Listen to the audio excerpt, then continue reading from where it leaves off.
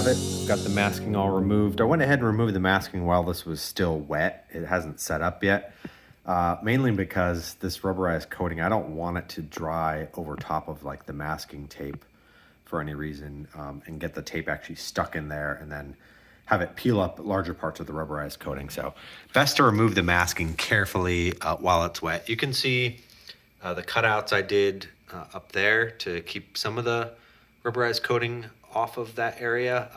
I guess I could have painted over it in the end. This stuff doesn't look like it's too thick for any reason, but you know, that's okay. I'm just gonna leave it as is. And you can actually see in some areas too, like this is still some of the factory, I think OEM rubberized coating that's stuck there.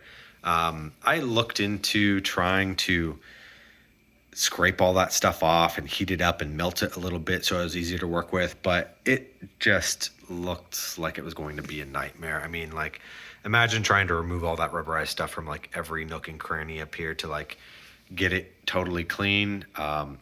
So I just kind of gave up on that pipe dream and went ahead and decided to clean this the best I could. It's already been pressure washed 3 times. There was still some surface dirt. I went over it with a plastic bristle brush, knocked off all the dirt, and then I kind of figured just whatever's left on there at the end of the day is just going to kind of get sealed into that rubber coating. So that's where it is.